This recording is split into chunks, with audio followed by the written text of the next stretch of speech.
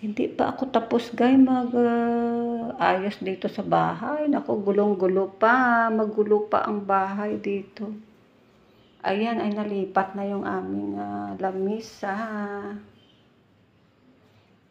Ilipat na yan, mga magulo pa kasi mayroon pang mga box dito. Kasi walang cabinet. Ayan guys, yung mga gamit ko nasa box pa. Nasa box pa yan sa ilalim ng lamesa para kasi masikip. Saka na lang aayusin pag may wala kasing cabinet ito. Wala kasing mga cabinet ito guys, kaya wala tayong mapaglagyan ng mga gamit natin. Ayan ang aking ayan, hindi pa yan. Wala pa yung lutuan namin, bukas pa. Ayan pa lang ang nailipat namin guys, nandito na yung rep. Magulo pa yung, my God, magulo pa yan oh. Ito pa lang na nailipat na namin. Ayan. Magulo pa yung aming, ayan, yung mga gamit pa nakabox ay hindi ko natatanggalin yan. Ayan, nandito, ito pa lang ang naayos guys sa loob ng bahay ay maliit lang naman ito siya. Ayan siya ang aming wala pang laman ito. Ayan.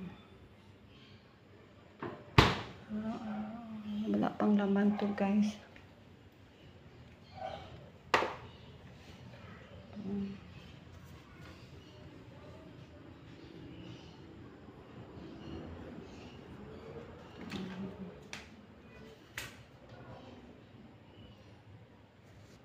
Ayan, ay bukas marami pa akong gagawin guys para kasi maulan kasi kaya yung paglipat namin maulan kahapon.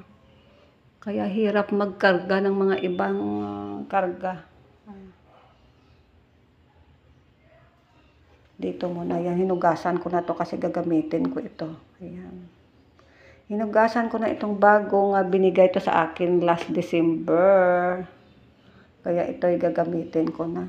Ayan, nagpanghugas ako ng mga pinggan. Kaya dito muna siya. Wala kaming cabinet dito. Wala pang cabinet. Ayan.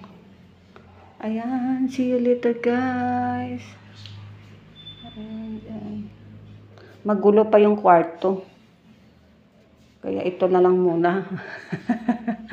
Dito na lang muna ipakita sa sa dining.